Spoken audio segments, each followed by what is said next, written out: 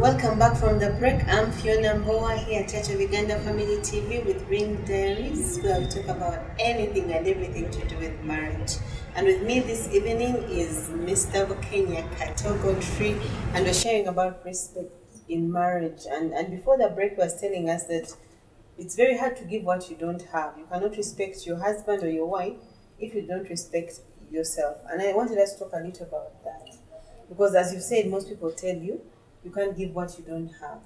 How is my self-respect? How does it come out in this whole thing of marriage? Yeah, thank you so much. Of course, you can't give what you don't have. We need to, as much as possible, invest in ourselves. Because out of the abundance of the heart, your mouth will speak. So we shall know you by your fruits. So what you pull out, what we see, is what we take you really to be. So we need to do an investment of whatever we plan, especially for our families and marriages, because marriage is not like walking into a market and also and buying tomatoes and going home. It is more a bit different because there are values there, there are principles there that we need to honor, and there are also uh, aspects that we need to really analyze, think deeper, and also look into critically to see if they really benefit us, either to throw away or to maintain. So, in aspects of giving what you will have, I talked of an investment. But besides that, there is also what I want to call accountability for each other. If we are accountable for each other in terms of our movements, in terms of the communication, in terms of property sharing and all this, it is really key to a family and a marriage. We need to have that accountability. Let your spouse know that this is where you are. Let your spouse know that this is what you enjoy. Let your spouse know that this is what you don't want. But when you do that, Godfrey, people tend to think, Sajam Sidwaziza, he has to take Yeah, my of course. Of course, actually, bamuloga. Yeah, actually, people say, "Msajja bamusiriba zoyo." Esigala mukasala kobo, which is fine. Let people talk. Actually, if we have to go by that, then we might easily fall off. But let's keep on track. Let's focus on doing what we're supposed to do. In a marriage, let's play our part. If your part is to cook, if your part is to pay fees, if your part is to buy fuel, if your part is to pay the children, let's play our part. Because in a marriage, these roles, some of them come automatic, some of them are God given. That a man, you have to look after your family, a man, you have to sweat and battle and ensure that your family stands. So Godfrey, if someone doesn't do their role, does that mean we disrespect her? Of course, if someone does not do their role, yet they know they're supposed to do them, because that is somehow disrespect. Because so he's disrespecting me by not doing his of course, there's a couple I know that does a wife hasn't given I think she has declined to give birth to another child. Like refuse. Of course, she has her view that probably she went through hard labor. She doesn't really want to go through it again, which is understandable. But the man desires more children, so that's already a commotion. Yeah, so we need to really ensure that we understand and agree on certain things. If your role has not been met as a wife, as a husband, then there's a problem. Because actually it will also cause issues because you fail to fulfill your purpose in that marriage. And many times, most women these days use that as a reason as why they disrespect their husband. If he's not providing and then providing, why should they respect him? I mean, you're supposed to buy food, you're supposed to pay fees, and you're not paying. I mean, you're just in the village, just moving. They have tried to build for you. You've not actually helped yourself. So does that person really deserve my respect? Of course, to an extent, really, he has failed on his roles. He has really failed on his roles, and this is what brings really issues when it comes to respect. Because you're declining your roles, it can be deliberate or not, but you fail to fulfill your purpose. And to your spouse, you've not achieving the goals. Probably you set up goals and probably after this year or within this time you shall have achieved this. But it's failing, literally failing. And probably to make matters worse, you're not doing something or anything to do something about it. You're just reluctant, you feel okay, you feel satisfied, you feel it's well. So it becomes really an issue. So as men, as women, as spouses, let's play our part. Otherwise we shall be rendered people that have failed to do our roles, and that is disrespect already. But also along that line, you find that if I married someone Yeah. and they sold me their vision, and of course I got married to them because of their vision, Yeah. and they're failing to meet their vision. You know, some men actually, there's some men honestly who have no vision, clearly. Of course. So what do you expect your wife to do in such an instance? Maybe you've already married maybe 5 years, 6 years, and And the person is still and, where they were. probably to me you didn't discuss this vision earlier, or maybe you Or maybe lost we the discussed vision, and he has not or maybe you fulfilled discussed his exactly. part. Yeah. Maybe out of the finances that maybe have really uh, belittled the vision because you failed to achieve. But maybe you didn't talk about it, or probably it is there but you're failing to achieve it. So there are all these things. But if the vision really has failed, I think you need to continuously talk about it and go back to your roots and say, this is what we agreed. How are we going to go about it now? We said we are going to build a house in the 5 years. And we have failed. And we have failed. What are we So going what to are do? we doing? Is it me? Is it you? Is it finances? Is it our relatives? What is the problem? Probably you had set your goals that in this time we shall be done with the house. And probably you lost a job and you've seen maybe 3 years. Does your wife or spouse understand this? That you've even lost a job? Probably they think the vision should stand as it was, but there are issues that came up. But is this spouse ready to understand you? And if you're ready to explain also your faith, that this is what has failed us, but I'm on this vision. So I think we should openly share about the vision and why it has failed, and probably even superseding the vision is also another issue we need to talk about. When you go beyond Exactly. Oh, you're getting this and this and this. Because especially ladies fear that. Because when a man gets another job and another job and another job, they think probably get another woman along the way. one who fits in the extended vision. Your vision was a bit short. So some like, I want you to be here. I don't want you to cross over to that job or to that amount of money or to that salary. Because the way I know you, you might get another wife. And actually men have done this. I also know, Yeah. I've had people who say, I wish you were the time when my husband was earning 150,000. Exactly. He was good. He was good. Exactly. But with the increase in money, the man has changed. The man He even has started changed. drinking, he has started doing this. So these things happen. So he has gotten off the vision and probably he has grabbed another vision. So that's what we really need to speak about. We need to go back to the vision. So as a spouse, continuously go back to that vision. This is what we are deciding. How far have we gone? What are the signals that we can see that probably we are getting there? And if we are not getting there, what can we do? Because you're still together. God, that's the benefit that you're still together. So let's talk about this vision. And now we are going to retrieve what has been lost or what has been already scattered. So as married, let's do the continuous communication and have that respect for that vision. Some ladies and some men have not supported the vision of the wives. The wives, especially when you find the wife is going Oh ahead yeah, of the man. maybe the wife is studying, the wife is blossoming and getting job after job and really getting financial okay. The man does not love that because probably there will some disrespect might come in after. So we need to really support each other's vision and respect each other's vision.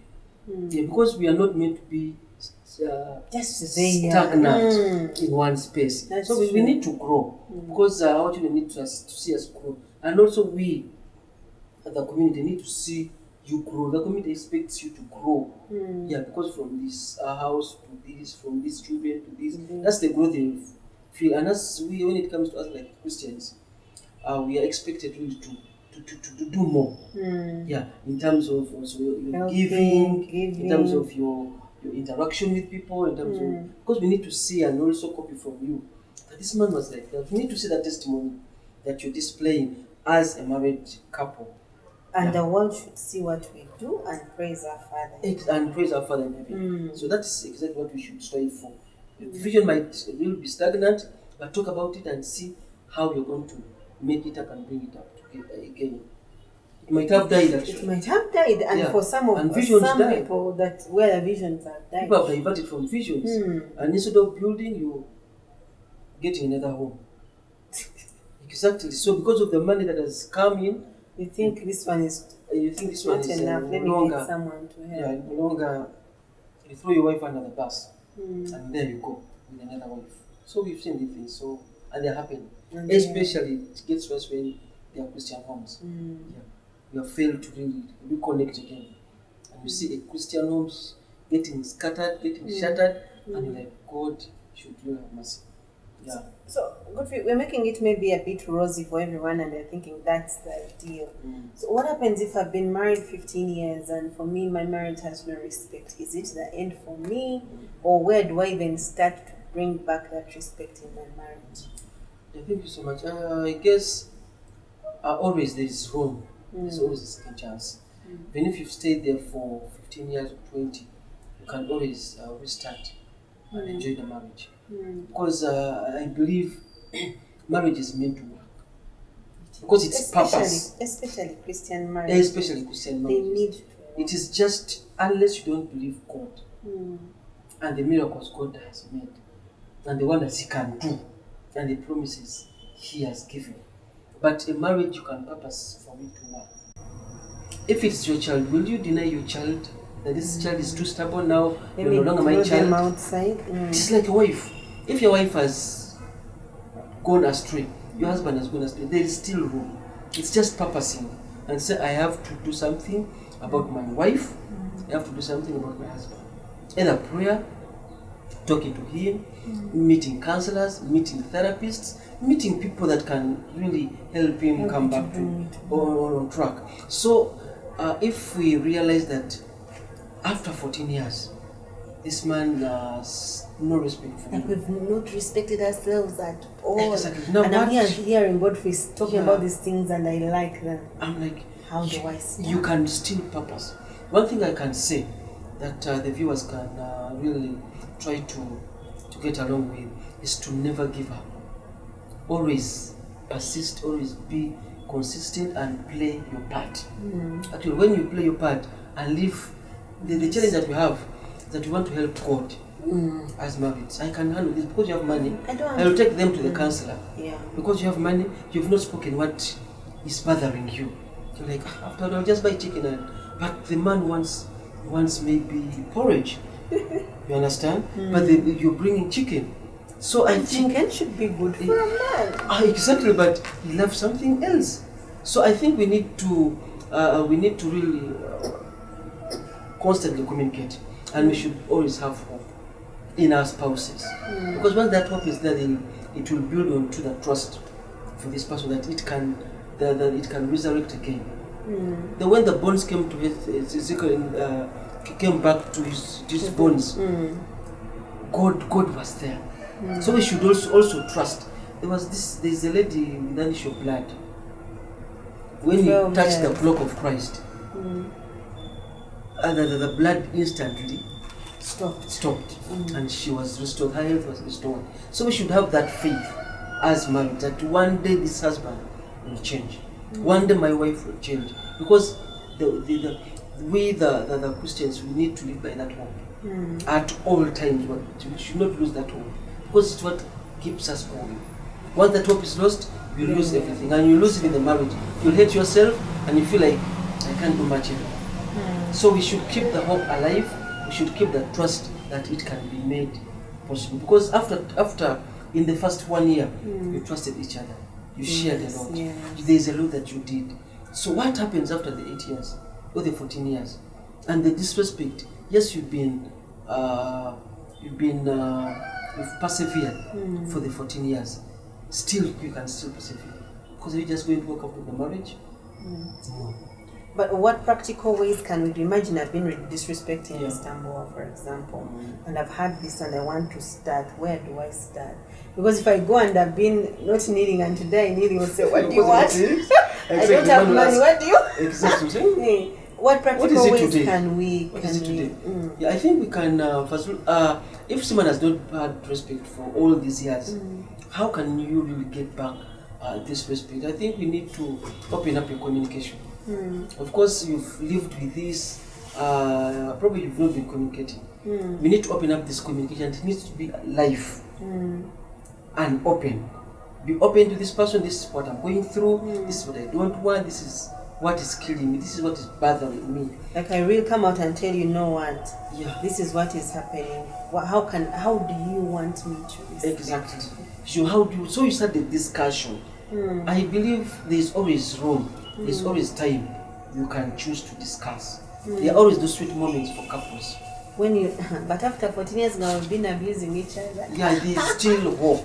There is still hope that you can resurrect all this, and the trust and the respect can get back. Probably has been in the wilderness there, with crazy friends there, with people that don't even know God, with people that workmates that don't understand some of the things, not even married.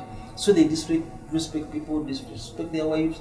But when you start the talking and also sharing with him your heart, let's always open our hearts to our spouses. Probably also closed his heart and he did the disrespect because there was something that you did. And also he has not spoken but just decided to disrespect you. So there's something always. So an underlying cause. So it might not be him, it might actually be you. And if you don't even know. And if you don't, you might not even know. So we need as much as possible to talk and talk as spouses. And for our viewers out there, it's not too late, as you've heard.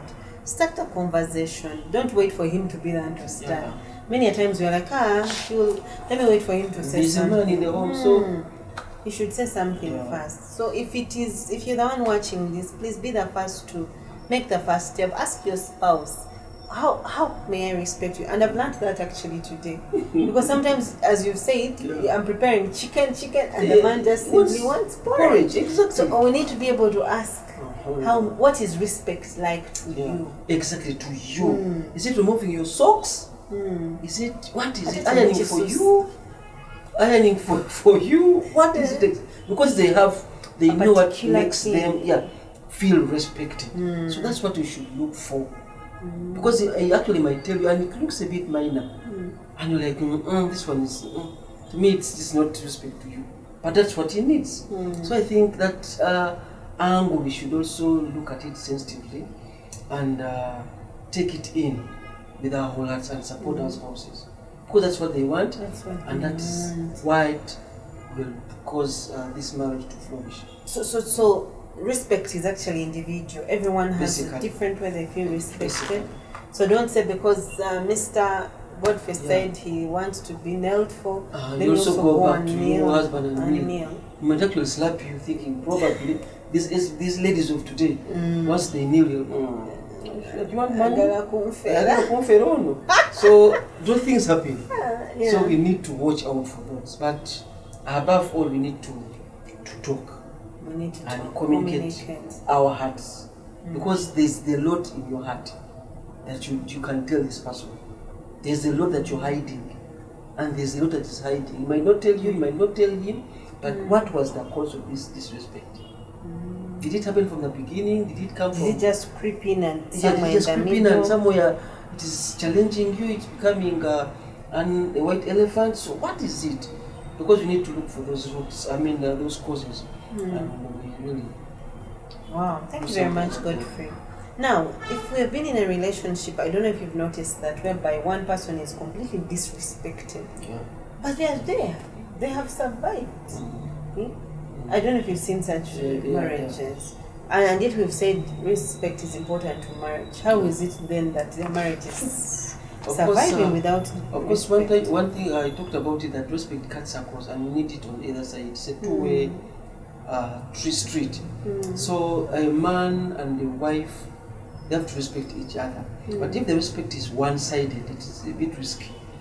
But one thing that I hinted on is that play your part. Because If I'm being disrespected, I don't mind. Don't mind, just first do your part. If it's washing dishes, if it is washing clothes, if it is cooking, first do your basics. But you know how frustrating that gets? Yes, it's frustrating, but first do your basics. Because now if you decide to fight because he has disrespected you, then the two, because it takes two to tango, so there will be already a commotion. But if you keep quiet and play your part as you watch, as you pray, as you talk, as you open up the communication, as you air out what is your heart feels and whatever is inside your heart, somehow, somewhere, God will start fighting for you. Because there are battles that really don't, now like that's a battle for God alone. Of God. It is not necessarily our battle. I've seen people God's battle. 18 years in marriage. She's so kind, she kneels, but the man it's just the opposite. Just opposite. Exactly. It happens, and they have kept they have killed some of their values, they have killed some of their needs, they have killed some of their interests for the good of you. So there are many things that they have sacrificed because of you. So there's that respect that you need to give them, but continue with the respect. You should not tire. You should not tire, but continue with that respect. Otherwise, that's the battle that belongs to God. Leave it to God, especially Christians. Leave that battle to God, because He alone knows why. And at His rightful time, He will come out for you. He will surely come out for you. Because this marriage is God. Marriage is divine. It is not you, it's not that money that people have, not that car people drive, not the jobs but marriage is divine. That's why people fail marriage. The rich can fail. The rich can fail, exactly, and the poor flourish. You see them on bicycles riding, and they're really enjoying. And if you have two doctors who are failing. Exactly. And you're like, why is this marriage failing? Here? So what formula those people use? They are smiling, eating their cassava with no sauce, and life seems okay. One of their children, actually, some of their children don't go to school without shoes. Even some of them don't go, but they're striving, they're struggling, but life seems okay. What they get is what they use. They go to UPE schools, and some of them thrive. You're struggling, your child has to be here, your child has to be here. If the child does not go there, it's an issue in the home. So there's a lot. So marriages have no formula, but the way you understand each other, understand the spouse's needs, and the care that you accompany with it makes the difference. Wow. Because that will call for respect. Yeah. And that respect begins with you as an individual. So for me as Fiona, I'll respect Mr. Mbo. Whether he respects me back is not my business. Just play your part. Because once you play your part, let God work in His mysterious ways. Because you might be a testimony to the community there. Because people are seeing, God is seeing, everyone is seeing that you have stood your ground. You have stood by your God. You've not disappointed your God. You've kept the marriage. Regardless of the circumstances, the other side of your couple, your husband, you have kept your marriage. And that's the crown, that's the reward God will give you. Wow, interesting. Thank you very much for this amazing conversation. And I really hope at least one of our viewers has been blessed by this. But before we come to an end, what would be your parting shots to our viewers? Of course, thank you so much, viewers there on Family TV. I would, in conclusion, say that marriage is divine, and the issue of respect that we've been talking about is also divine. So respect is not like pouring water into someone or brains into someone's head. It is God. Let's continue praying. Let's continue. We shouldn't tire for our marriages. God put us here in the marriages, and we need to make them work. You understand, you're above 18, and you love the marriage because they're also offsprings in the marriage. So their generation is coming after us. So let's strive as much as possible to ensure that these marriages work, and they can work if we purpose for them to work. Let's respect one another, for God will support us as we do that. Thank you very much, Godfrey. Thank you very much, our viewers, for being with us to the end. I picked a lot from today, but bottom line, do your part. Don't expect your spouse to start. If she's disrespecting you, if you're disrespecting your husband, if your husband is disrespecting you, do not wait for him to change. You start today. Give him the respect, but above all, ask him what is respect to them. Because as we've heard today, many times we're doing very many things, but we're doing the wrong things. All the man wants is porridge. For you doing all the nice things, you're cleaning, whatever, yet all he wants is porridge. So let us understand what speaks to our spouse. What does respect look to your spouse? But also, do you know what respect looks like to you as an individual? Because we talked about the fact that we have to respect ourselves. What does it look like? And even as we're outside there, you're representing your husband. Sure. So if I'm shouting and screaming, people are like, hey, Mr. Mboa has a problem at home. So let's go out there and be the best versions of ourselves, so that God will do the rest, as you're saying. Thank you very much for watching. I'm Fiona Mboa here at Church of Uganda Family TV with Ring Diaries.